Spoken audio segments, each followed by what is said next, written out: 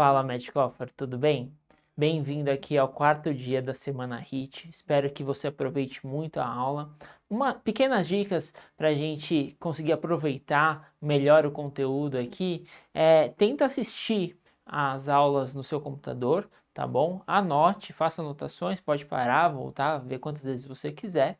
E espero também te ver na live domingo, que a gente vai discutir várias coisas e vai ter várias surpresas. Te aguardo lá, tá bom? Boa aula! Olá pessoal, sejam muito bem-vindos à Semana HIT. Eu sou Daniel Haddad, sou professor de Medicina Interna. Eu, juntamente com os nossos professores especialistas, selecionei assuntos extensos e que despencam nas provas para poder mostrar para vocês um pouco da nossa filosofia de trabalho. Esse assunto que a gente vai falar hoje cobre basicamente 70% do que vai cair para vocês de gastroenterologia clínica. Para você que é R1, tem intersecção com cirurgia geral, tem intersecção com cirurgia gastro, que é as complicações do hepatopata, a cirrose e as suas eventuais complicações. O meu objetivo com essa aula é que com uma aula só vocês acertem 99% das questões sobre o assunto. Eventualmente, quando cobrarem o 1% de picuinha, eu garanto para vocês que ninguém vai acertar. Então, o nosso diferencial em relação à concorrência é exatamente esse. Enquanto na concorrência vocês vão receber 10 apostilas e vão ver 10 aulas sobre o assunto, aqui com uma aula eu garanto que vocês vão saber o necessário tanto para serem bons médicos quanto para ir muito bem nas provas. Vamos lá com a gente então. Então o conteúdo desse módulo abrange, como eu já disse, cirrose e suas complicações. Nós vamos falar um pouquinho sobre as etiologias possíveis para a cirrose, os eventuais scores para avaliação de gravidade e prognóstico. A gente vai falar sobre ascite, síndrome hepatorrenal, PBE, encefalopatia hepática, HDA, hemorragia digestiva alta varicosa, síndrome hepatopulmonar e carcinoma hepatopulmonar. Meu desafio é prender a atenção de vocês até o final e eu prometo que a gente vai falar sobre tudo isso em menos de 1 hora e não em 10 apostilas. Então os objetivos, claro, é que vocês façam a prova e se deem bem, mas para isso a gente vai precisar que vocês tenham muito bem o conceito da história natural e do prognóstico da cirrose, do manejo inicial das complicações e principalmente coisas que têm caído com frequência são os estudos mais recentes sobre o tema, sobre o manejo das complicações. No Medcoff, a nossa filosofia é que todos os professores começam a elaborar as aulas depois de fazerem todas as questões das principais universidades. Partindo desse princípio, a gente garante que tudo que a gente vai dar são coisas que caem, entendeu? E esse é um dos nossos principais diferenciais. Vamos começar então por uma questão da USP de São Paulo de 2020 para o R3 de Clínica. É um homem de 30 anos, etilista, que não tem nenhuma comorbidade conhecida, que apresenta-se com aumento do volume abdominal há 1 mês, junto com febre e perda de 10 quilos no período. Notem que é 1 mês de história, não é uma história aguda. E ele tem uma síndrome consumptiva, provavelmente. Perdeu 10 quilos no período e tem febre. Ao exame físico, ele está descorado, está subfebril, tem um abdômen globoso com sinal de ascite e sem demais particularidades. Na análise do líquido acítico, é mais provável encontrarmos o quê? Gradiente soracite elevado? Presença de cocos gram-negativos? Citologia oncótica positiva ou uma adenosina deaminase elevada? Para quem acertou, parabéns. Eu espero que até o final da aula vocês tenham muito bem o porquê que essa resposta é a letra D, tá certo? E essa questão é justamente para alertar que nem toda hipertensão portal é causada por cirrose. Nesse caso, a gente tem um paciente que tem uma peritonite tuberculosa. E nós vamos conversar um pouquinho sobre isso no decorrer da aula. Então, a cirrose ela tem uma série de etiologias, mas as principais são essas 3 elencadas acima. Cirrose de etiologia alcoólica, que a gente acaba descobrindo pela história. A cirrose por vírus, então principalmente hepatite C e B, principalmente hepatite C. E uma causa que está cada vez mais frequente, principalmente pelos hábitos da população, e que vocês vão ter a oportunidade ao cursar o HIT de clínica, de ver nas aulas de endócrino, que é a doença hepática gordurosa não alcoólica. Isso também você acaba vendo por um histórico de síndrome metabólica e sinais, exame físico de síndrome metabólica, tá certo? Que é o principal risco para o desenvolvimento desse tipo de doença. Além disso, existem uma série de outras doenças que podem causar cirrose. E para efeitos de prova, o que eles costumam cobrar é como chegar no diagnóstico dessas doenças. Vocês não precisam saber detalhes eventualmente. Então, para hepatite B, óbvio, é sorologia, para C também. para hepatite autoimune, existem alguns anticorpos que é interessante que vocês saibam, que é o antimúsculo liso, anti-LKM1, eletroforese de proteínas, dosagem de IgG sérica, tudo isso pode contribuir para o diagnóstico de hepatite autoimune.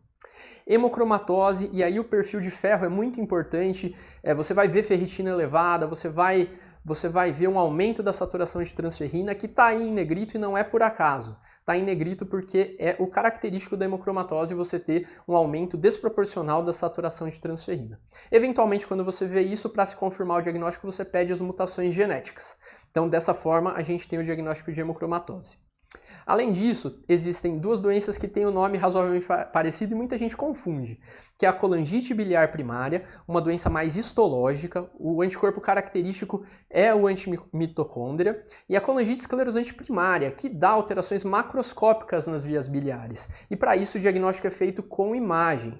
Veja a diferença. Para a colangite esclerosante primária, ultrassom e colangiorressonância vão ser muito importantes. Para a colangite biliar primária, eventualmente biópsia, a dosagem do anticorpo antimitocôndria. Além disso, outras doenças que costumam aparecer aí, doença de Wilson, que é causada por um depósito anormal de cobre no corpo, e aí você acaba descobrindo por dosar uma ceruloplasmina que vem baixa, o cobre na urina de 24 horas que vai vir muito aumentado, e o exame físico tem caracteristicamente um achado que são os anéis de Kaiser-Fleischer, que é uma anormalidade da córnea, tá certo? Além disso, a deficiência de alfa-1-antitrypsina, que vocês vão ter a oportunidade de estudar sobre nas aulas de pneumo do Dr. Diego, que são excelentes, quando vocês cursarem o nosso HIT, mas além de dar aquele enfisema, pan-acinar, paciente jovem que não costuma fumar, a deficiência de alfa-1-antitrypsina também pode causar cirrose. Então essa é uma causa e você acaba descobrindo dosando a própria enzima, tá certo? E também tem a etiologia criptogênica, que é quando você investiga e não chega a uma causa específica. Então, só para reforçar para vocês, qual é a causa hoje mais importante de cirrose criptogênica? E isso costuma aparecer nas provas. Muito bem, doença hepática gordurosa não alcoólica. Muitas vezes as pessoas, ao desenvolver a cirrose, perdem um pouco dos estigmas de síndrome metabólica, ou às vezes nunca tiveram tanto, tiveram só um pouco, e quando você estuda com afinco uma cirrose de etiologia indefinida, uma cirrose criptogênica, você acaba achando, numa grande parcela dos pacientes, essa doença aí que está cada vez mais frequente e aumentando, inclusive, na proporção de pacientes que são indicados para transplante hepático. Agora vamos falar um pouquinho das descompensações do paciente cirrótico, que é a grande área de atuação do clínico. Quem nunca foi a um pronto-socorro e encontrou o famoso hepatobomba não está trabalhando nos lugares certos. Então, descompensação da cirrose, ela reduz a sobrevida dos pacientes. É por isso que ela é um marcador de gravidade. Vejam aqui, na linha A, os pacientes com cirrose sem descompensação. Eles têm uma sobrevida média de 9 anos. Enquanto na linha B, os pacientes que descompensaram acabam vivendo 1 ano e meio. Vejam como isso é um marcador de prognóstico muito importante. A partir do momento que a gente fala de prognóstico, em medicina a gente sempre tende a criar escalas. E uma delas, uma das mais utilizadas, principalmente na questão de transplante hepático, é a escala MELD, tá certo? Eventualmente em prova, o que cai sobre a escala MELD é saber quais são os laboratórios que compõem ela. E isso eu peço para vocês decorarem, não tem jeito. Vocês precisam saber que é bilirrubina, INR e creatinina que entra na escala do MELD, tá bem? Além disso, desde 2019 no Brasil e muito antes já nos Estados Unidos, eles viram que usar a escala MELD conjugada com um sódio, o MELD-NA, é mais preciso para você predizer mortalidade. Então, para critérios de transplante hepático, o MELD é muito importante. Memorizem que o MELD 15 é o momento em que a mortalidade da cirrose é maior do que a mortalidade do transplante, tá certo? Mas há uma queda mais acentuada a partir do MELD 20 na mortalidade. E o MELD, ele prediz a mortalidade de uma forma mais aguda, em 3 meses. A gente vai falar de uma outra escala que dá uma predição mais ambulatorial, uma predição mais longa, que é a classificação de Child. A classificação de Child, diferente do MELD, ela prediz mortalidade em 1 ano. E aí, tem que decorar, não tem jeito. Mas a gente está aqui para facilitar o trabalho de vocês. Então existe um mnemônico para vocês tentarem decorar a escala de Child. Vamos lá? Eu decorei como ABCDE. E vamos lá, o A significa o quê? O A denota a presença de ascite. Vejam, vai todo mundo de 1 a 3, tá certo? E sempre é leve 1 ponto, ausente 1 ponto, leve 2 pontos, moderado e grave 3 pontos. Então, ausência de encefalopatia, ausência de ascite, uma encefalopatia leve, uma ascite leve e uma ascite moderada grave ou uma encefalopatia moderada grave, tá bom? Então vejam, no ABCDE tem 2 critérios que são clínicos, ascite e encefalopatia, e os 3 do meio são laboratoriais. E não tem jeito, precisa decorar, tá certo? Então vamos lá. A de ascite, B de bilirrubina, C de coagulograma, e aqui lembrem que é o ENR, não é o TTPA, tá certo? D de desnutrição, então a gente vai pensar em albumina, tá bom? E além disso, o E, que é de encefalopatia, tá certo? O Child, ele é dividido em 3 divisões. O Child A, que vai de 5 a 6 pontos. O Child B, que vai de 7 a 9 pontos. E o Child C, que é a partir de 10 pontos. E aqui, entre parênteses, está a mortalidade desses pacientes em 1 ano. Child A, 100% está vivo em 1 ano. Child B, 80%. Enquanto o Child C, mais da metade está morto em 1 ano. Para vocês verem como é importante esse tipo de escala. Além disso, eu trouxe aqui em negrito e gostaria de ressaltar para vocês que TGO-TGP não é marcador de função hepática, tá certo? Nem gama-GT e fosfatase alcalina. Quando você pensa em função hepática, é justamente esses os exames que tem que vir em mente. A albumina, que está no Child, não é à toa. A bilirrubina, que está no Child, não é à toa. E o INR, que também está no Child e que não é à toa. Agora, tem um que está frequentemente caindo em prova por ser o marcador mais sensível e por ser o que muita gente esquece, que é o fator 5. O fator 5 ele é produzido exclusivamente no fígado e assim você consegue predizer como que está a função do fígado, tá certo? Então lembrem do fator 5 como o marcador mais sensível para se avaliar a função hepática. Ele tem um papel muito grande na insuficiência hepática aguda, tem também seu papel na investigação de cirrose, tá bem? Vamos lá, então, falar sobre a complicação mais comum do paciente cirrótico, que é a tal barriga d'água, a ascite. Quando você está frente a uma ascite, você precisa pensar em fazer uma paracentese para chegar a esse diagnóstico. A partir da paracentese, você vai calcular o famigerado gradiente soro-ascite-albumina, tá certo? E tem algumas coisas que vocês precisam decorar, mas vai ficar muito mais fácil se vocês entenderem. Então, o número 1.1 vocês vão ter que decorar, tá certo? E aí, esse valor de 1.1 vai dividir a ascite como transsudato e como exsudato. Transsudato ocorre na hipertensão portal. Por que razão? Porque o grande problema é uma hipertensão, não é um problema no capilar em si. Então, há uma transsudação de líquido apenas e não de proteína. Isso faz com que no soro a gente tenha bastante proteína, porque não exsudou, e a própria ascite tem pouca proteína, porque o problema é só de líquido, não é da integridade do capilar. Então vamos lá? Transsudato no gradiente soro-ascite-albumina é igual à hipertensão portal, tá bom?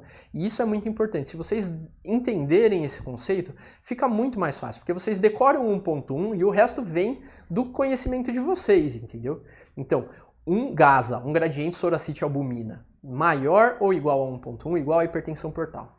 E hipertensão portal não é igual a cirrose. Tem duas as principais causas de hipertensão portal. Uma delas é a cirrose e outra delas é uma insuficiência cardíaca direita, tá certo? Porque há uma hipertensão portal secundária ao sangue que o coração não está conseguindo bombear para frente, tá bom? E como que você faz a diferença? Olha, vocês sabem que o paciente cirrótico perde albumina. Ele é desnutrido, tá certo? Então, eventualmente, o paciente cirrótico, ele tem uma quantidade de proteínas muito menor na ascite do que o paciente com insuficiência cardíaca. E é por isso que o cirrótico tem tanta complicação infecciosa, porque junto com proteínas, passam para a ascite também imunoglobulinas, células de defesa. Então, memorizem isso. Proteína baixa num paciente que tem um gás elevado, igual a cirrose, enquanto proteína alta, igual a insuficiência cardíaca, tudo bem? Isso é importante vocês saberem porque cai muito em prova. E aí, eventualmente, quando vocês virem um GASA diminuído, aí vocês vão estar frente a uma doença própria do peritônio, tá certo? E aí entram as 5 principais causas, que é uma daquelas que a gente viu na questão, né? A peritonite tuberculosa. A peritonite tuberculosa é uma infecção do peritônio crônica. Vocês viram que o paciente tinha 1 mês de história. Há uma síndrome consumptiva muito grande. E o diagnóstico acaba sendo feito tanto pela dosagem da ADA, né, que era a resposta da questão, quanto você pode fazer a pesquisa do bacilo de Koch no líquido acítico, quanto até mesmo biópsia do peritônio em busca de granulomas caseosos. Tudo bem? Câncer, carcinomatose peritoneal. Quais são os cânceres que mais dão carcinomatose peritoneal? Principalmente câncer de ovário, né? Você pode fazer citologia oncótica e chegar a esse diagnóstico. É um diagnóstico razoavelmente fácil, que dá um GASA diminuído. Ascite pancreática, um paciente que tem complicações de pancreatite. Para você chegar nesse diagnóstico é simples, é só dosar a enzima que tem no pâncreas, que é a amilase, tá bom? Ascite quilosa. O aspecto da ascite vai ser um aspecto leitoso. E para se chegar no diagnóstico, vocês vão ver os triglicerídeos aumentados, tá certo? Além disso, existe a ascite também por síndrome nefrótica. E essa ascite, que vocês acabam vendo mais em crianças, mas pode acontecer no adulto também, ela também é baixa em proteína. E é por isso que criança também tem PBE. Tá certo? E aí você vai pedir um exame de urina e vai ver uma proteinúria importante em níveis cirróticos, que é acima de 3,5 gramas em 24 horas, tudo bem? Então é basicamente isso, pessoal. Memorizem esse slide. E uma informação chave que eu gostaria de passar para vocês. Toda ascite nova deve ser puncionada. O cidadão é cirrótico por álcool, mas ele nunca teve ascite, ele deve ter a sua ascite puncionada, porque ele descompensou, e aí a gente precisa não só identificar a ascite, mas procurar o que fez a descompensação dele. Será que foi uma PBE? Será que só foi progressão de doença? Então puncionem a ascite, toda ascite nova. Eventualmente todo paciente cirrótico que interne por ascite, mesmo que a suspeita não for PBE, deve ter sua ascite puncionada na entrada do pronto-socorro, tá bem? E aí, quando você vai puncionar uma ascite, você frequentemente se vê no dilema de puncionar a barriga de um paciente plaquetopênico e com INR alargado. Isso é uma dúvida muito frequente. E não existem dados que suportem você tomar qualquer medida em relação a isso. O risco de sangramento no paciente cirrótico que tem ascite puncionada é muito baixo. Então vocês não devem se preocupar, independentemente do INR ou do número de plaquetas, em fazer transfusão, tá bem? Pelo menos não existe evidência de que isso é benéfico. Só uma perguntinha para fixar para vocês, quero ver se a minha missão foi cumprida. Qual é o GASA da ascite por hipertensão portal? Muito bem, é isso mesmo, é um GASA alto, elevado, porque não é problema de capilar, é um problema de pressão. Então as proteínas estão no soro, não tem proteína na ascite. Subtraindo o soro pela ascite vai dar um número alto, porque está muito no soro e pouco na ascite, tudo bem? O número que vocês precisam memorizar é 1,1. Então vamos lá para a história natural da ascite agora, pessoal. O paciente ele sempre vai começar com uma hipertensão portal sem ascite, vai evoluir para uma ascite não complicada, eventualmente a ascite vai cursar com hiponatremia, e esse é um outro conceito chave de prova que vocês precisam saber. O sódio, quando está baixo, é um marcador de prognóstico muito importante para o paciente cirrótico com ascite. Então saibam que se você tem um paciente com ascite e hiponatremia, esse paciente é mais morredor ainda. O paciente cirrótico já é morredor, cirrótico com ascite morredor mais ainda. Agora quando está com sódio, meu Deus do céu, sódio baixo, tá enrolado. E eventualmente você vai chegar no diagnóstico de ascite refratária e que a gente vai definir o que isso significa, tá bom? Pois bem, tratamento então do paciente com ascite. O tratamento envolve aspectos dietéticos, diurético-terapia e alguns outros. Na questão da dieta, duas coisas são muito importantes e que caem bastante na prova. Você tem que restringir sódio para todos os pacientes. Todos os pacientes têm que ter uma ingestão diária de sódio menor do que 2 gramas por dia. E veja bem, é de sódio 2 gramas, não de sal. 2 gramas de sódio dá um pouquinho mais de sal, porque sal é NaCl, concordam? Então tem que ser 2 gramas de sódio por dia. Isso dá um pouquinho mais do que 3 gramas de sal, tá bom? Você tem como monitorar a adesão do paciente. Basicamente, todo o sódio que você ingere, você acaba urinando. Então, paciente que urina muito sódio em 24 horas sem diurético é um sinal de má adesão e você pode fazer essa monitorização. E a restrição hídrica? O paciente tem muita água na barriga. É natural a gente pensar que a gente deve restringir a água para eles. Mas não é todo paciente cirrótico que precisa de restrição hídrica. O paciente cirrótico que precisa de restrição hídrica é apenas o paciente que tem hiponatremia grave. Isso varia de fonte para fonte, mas em geral eu sugiro que vocês decorem 125. O sódio abaixo de 125 ou uma hiponatremia com sintomas neurológicos merece uma restrição hídrica, tudo bem? Diurético terapia. A diurético terapia no cirrótico ela tem uma peculiaridade. Paciente cirrótico você precisa associar esses dois diuréticos. Eles precisam estar juntos, eles andam como irmãos. E eles precisam estar juntos numa proporção que é exatamente essa que eu estou mostrando, de 100 mg para 40 mg. Então, é espironolactona que vai agir no eixo renina-angiotensina-aldosterona, que é muito ativado nesses pacientes, e a furosemida que vai fazer você perder líquido. Então, esses diuréticos têm que estar associados, e eles precisam ser titulados a cada 3 a 5 dias até o paciente ter uma melhora dessa CIT, tudo bem? A dose máxima costuma ser 400 mg para 160, tá bom? 400 mg de espironolactona para 160 de furosemida. E aí você precisa pensar em outras coisas que estejam contribuindo para o desenvolvimento dessa CIT. Eventualmente o paciente não parou de beber, eventualmente ele está tomando anti-inflamatório não esteroidal que contribui para isso. E sempre pesquisando coisas que podem estar contribuindo para isso, medicamentos e hábitos, tá bom? Às vezes ele é um obeso muito grande, tem uma síndrome metabólica que está constantemente agredindo o fígado, etc. Alguns conceitos para a prova. Qual que é o principal efeito colateral da espironolactona? Ginecomastia. Muitos homens acabam não tolerando a medicação. E aí se tem a amilorida como uma opção que não causa tanto isso, tá bom? Além disso, todo paciente com ascite, principalmente ascite refratária, deve-se interromper o propanolol. Isso vem de evidências recentes que o propanolol nesse cenário pode aumentar a chance de disfunção renal e de síndrome hepatorrenal. Isso está caindo e é uma tendência a cair cada vez mais. Paciente com ascite refratária não tem conversa, mesmo se ele tiver varizes de esôfago, ele precisa suspender o propanolol, tudo bem? Todo paciente que tem uma complicação da cirrose tem uma sobrevida muito diminuída, como eu mostrei para vocês, então devem ser avaliados pelo transplante de fígado. E aí tem um estudo recente muito interessante, que só não é factível numa população como um todo, porque é extremamente caro, porque repor albumina é muito caro. Mas os pacientes cirróticos compensados por ascite, que estão em tratamento otimizado com diurético terapia e dieta, se você infundir semanalmente albumina para eles, você aumenta a sobrevida deles. Isso veio num estudo chamado estudo ANSWER. Próximo. Então agora a gente vai definir a ascite refratária. O que é a tal da ascite refratária? Pois bem, a ascite refratária basicamente é que não responde ao tratamento inicial que a gente conversou. Você precisa monitorizar se ele está ingerindo pouco sódio, e isso você vê pela urina, tá bem?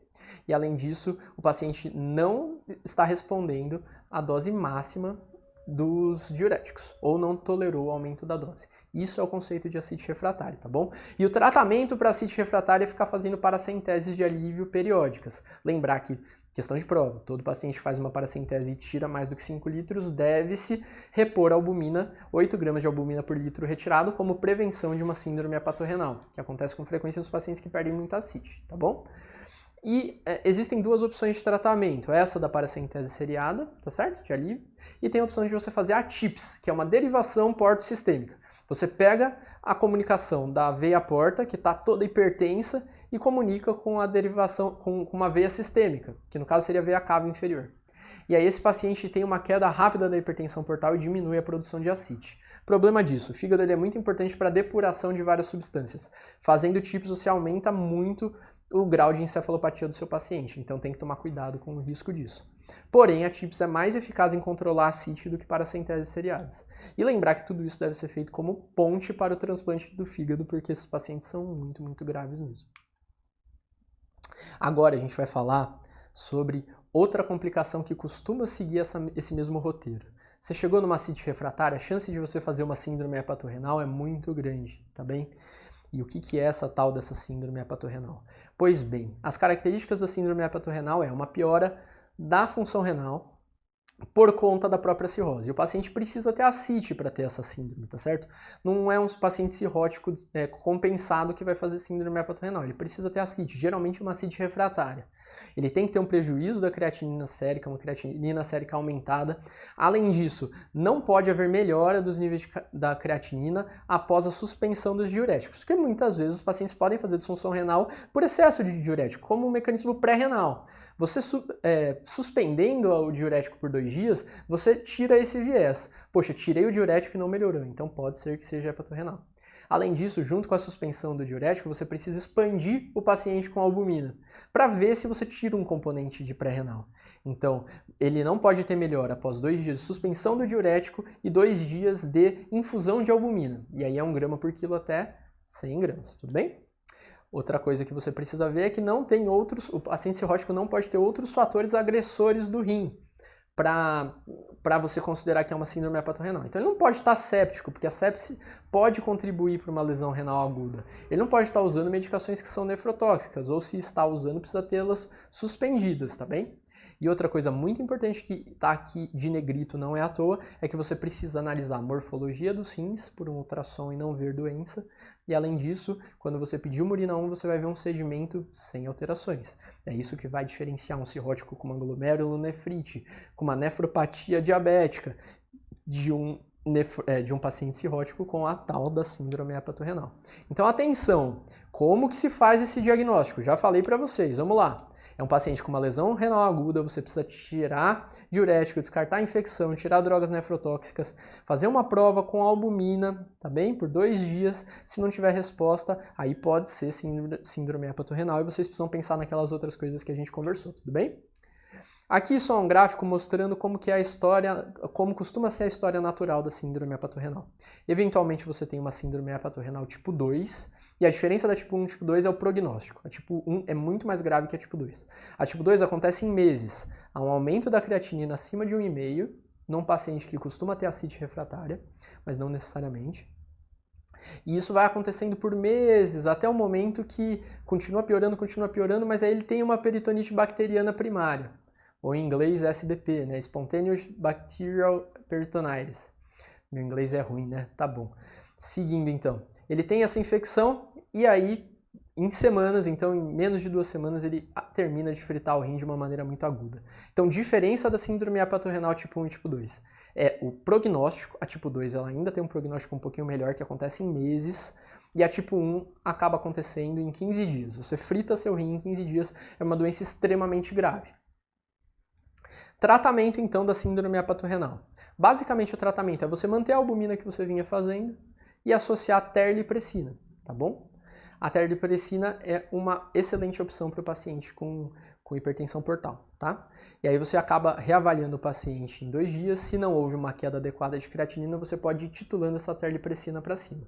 A terlipressina é uma droga vasoativa e ela tem as contraindicações que são comuns a pacientes que usam drogas muito vasoconstritoras, principalmente no leito arterial. Paciente coronariopata pode anginar, se fizer paciente com AVC pode piorar o AVC.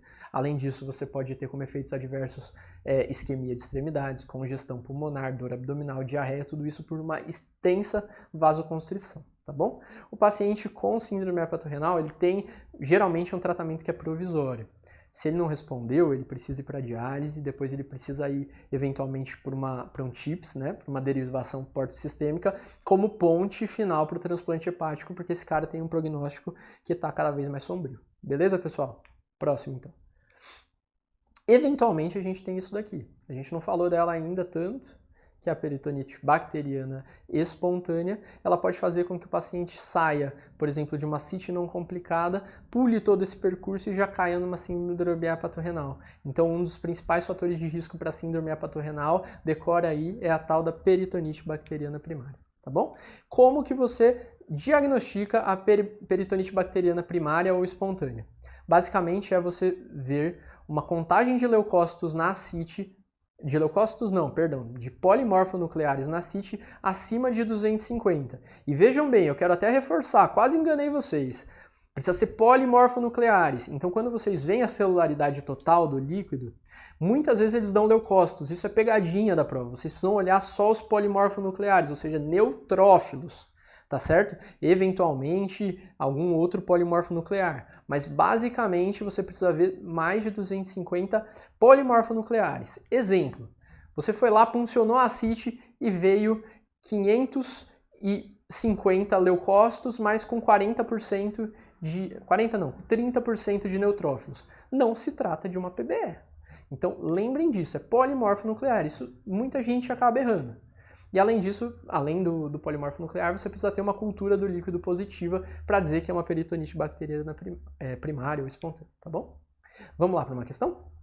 Então, paciente cirrótico, masculino, 70 anos, chegou na UPA com ascite e febre. Veja a diferença de tempo, 11 dias, tá certo? Na urgência, eles fizeram a paracentese e viram 490 polimorfonucleares, com uma proteína total do líquido acítico super diminuída e uma cultura do líquido acítico negativo, tá certo? Qual a conduta mais adequada nesse caso clínico? Tempo para vocês pensarem.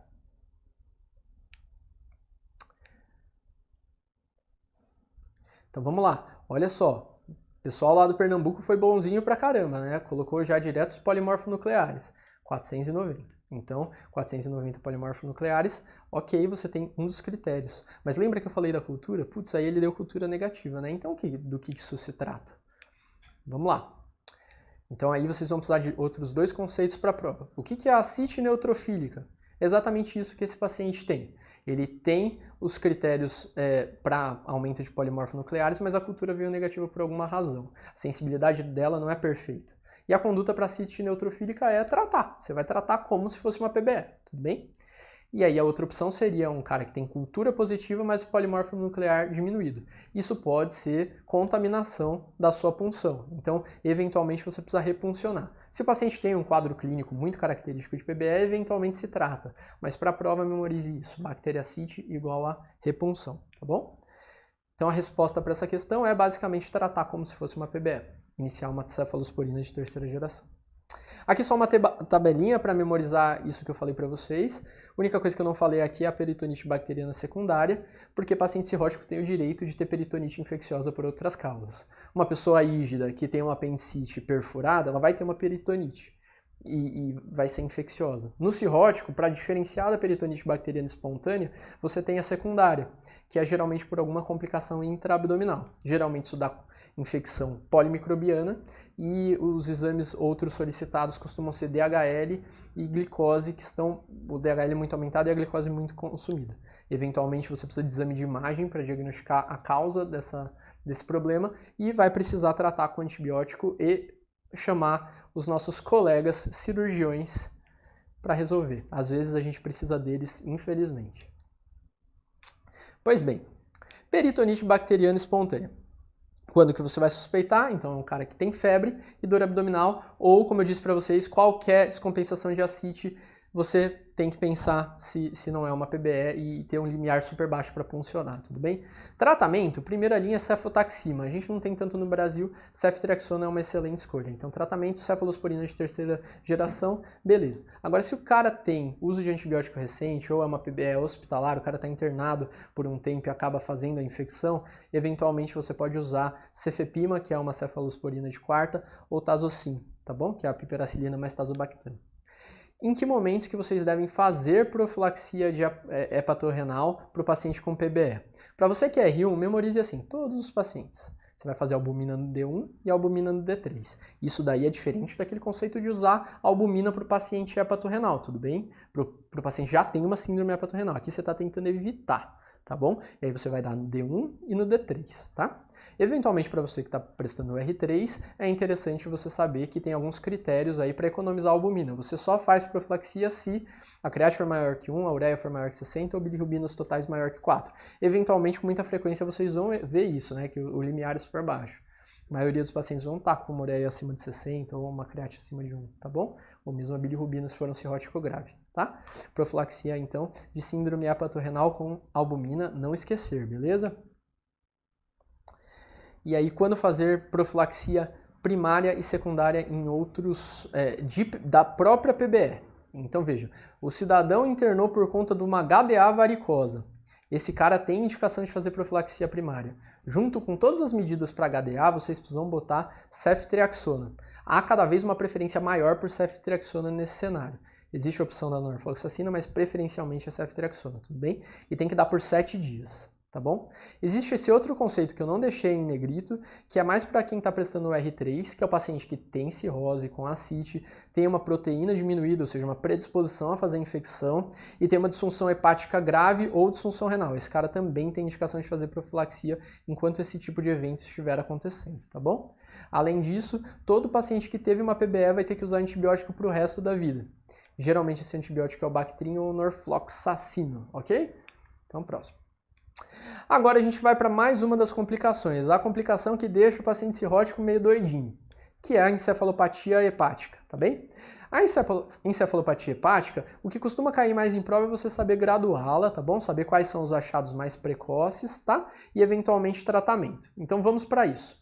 Encefalopatia grau 1. O que você vai ter inicialmente é uma alteração de sono, um déficit de atenção. Sintomas que às vezes, muitas vezes passam despercebidos. Isso daqui não indica internação, tá bom? Agora, a partir do grau 2, você costuma internar os pacientes com encefalopatia. Grau 2, o grande marcador da encefalopatia grau 2 é o flapping. Então você foi lá, achou que o paciente está com uma encefalopatia leve, mas fez a prova do flapping e ele começou a tremer, ele está com grau 2, considere internar esse paciente. Tudo bem, pessoal?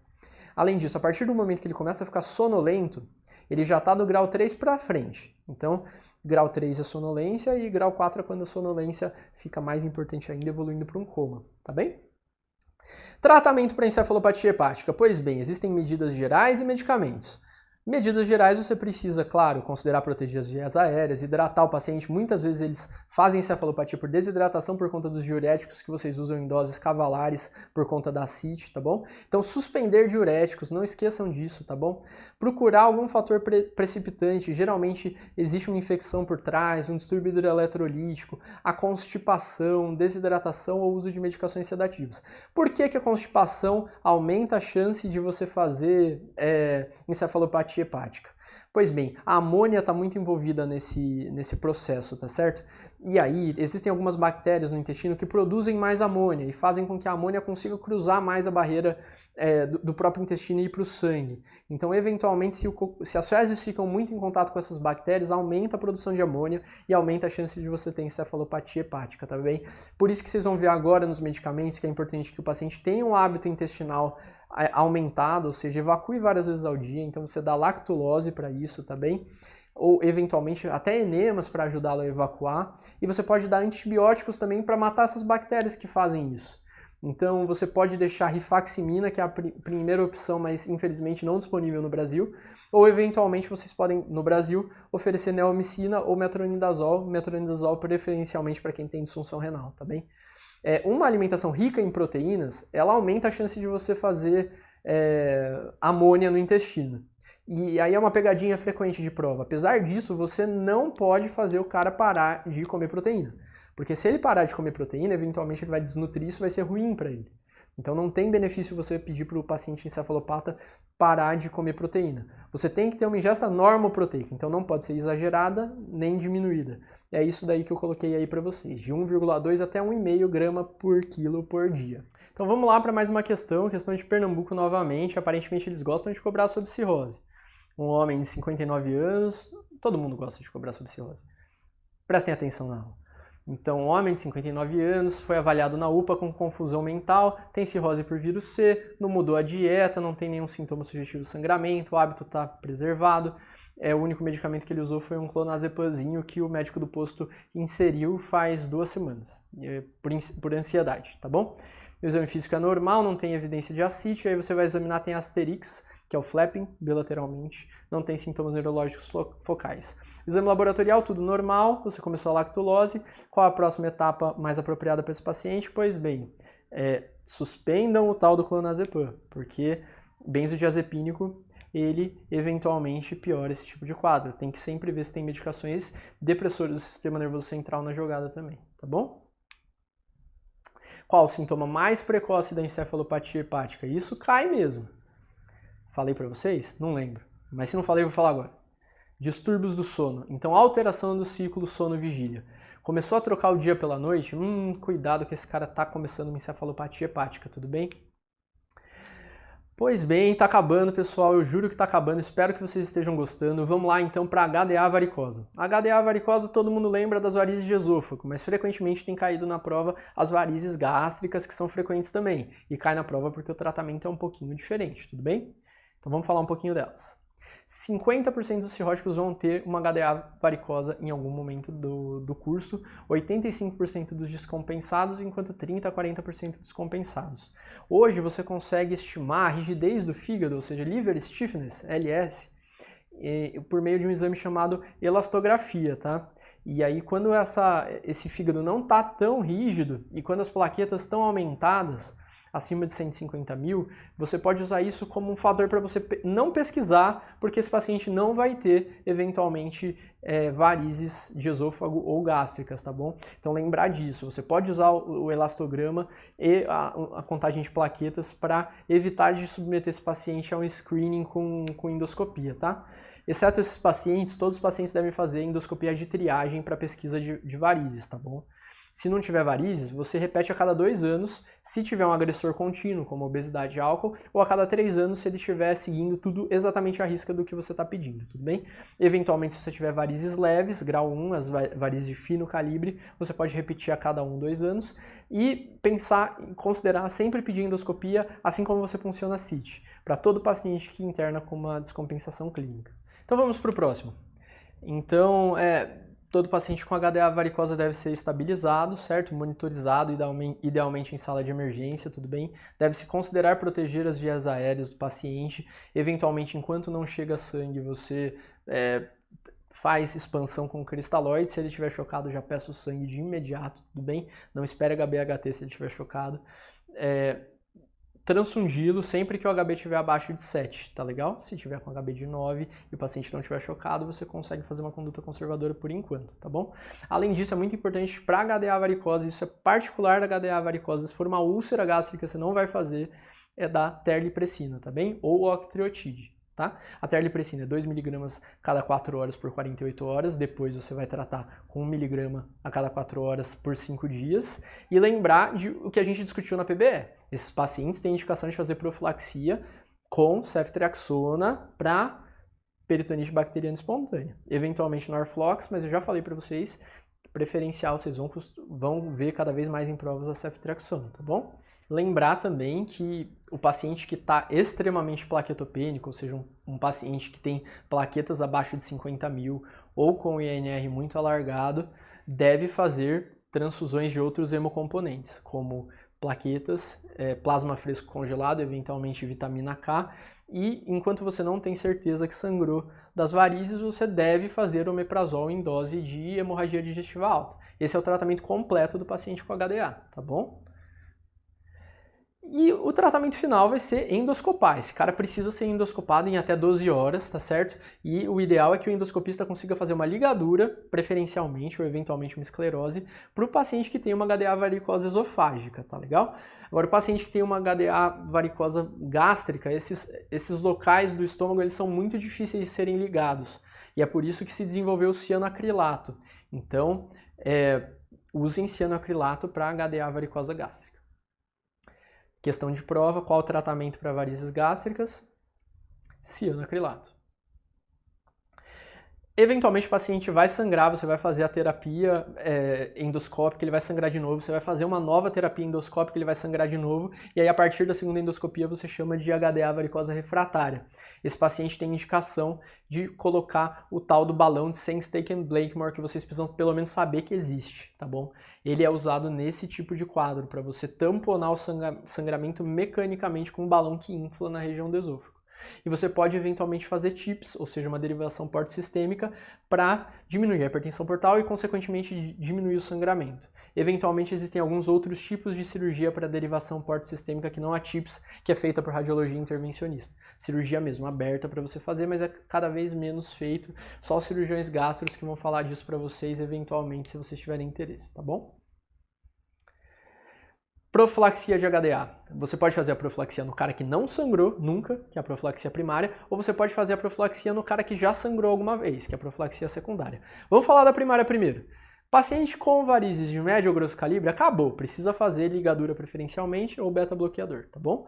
Agora, paciente que tem uma variz de fino calibre, não necessariamente precisa. Eventualmente, se ele tiver alguns sinais que pode sangrar, que é o sinal da cor vermelha, ou for um cirrótico Child muito descompensado, um Child C, aí esses caras aqui, variz fino calibre mais um desses dois, precisa de beta-bloqueador como profilaxia primária, tudo bem? Então, varizes de fino calibre sem sinais de alarme, sem hepatopatia muito descompensada, observa.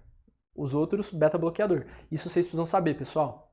Paciente que faz uma profilaxia secundária. Esse cara deve fazer sempre beta-bloqueador mais ligadura. E lembrar que existem algumas opções de beta-bloqueador, idealmente os não seletivos, propanolol, nadolol. Eventualmente você pode usar o carvedilol, mas ele é mais utilizado para profilaxia primária, tudo bem?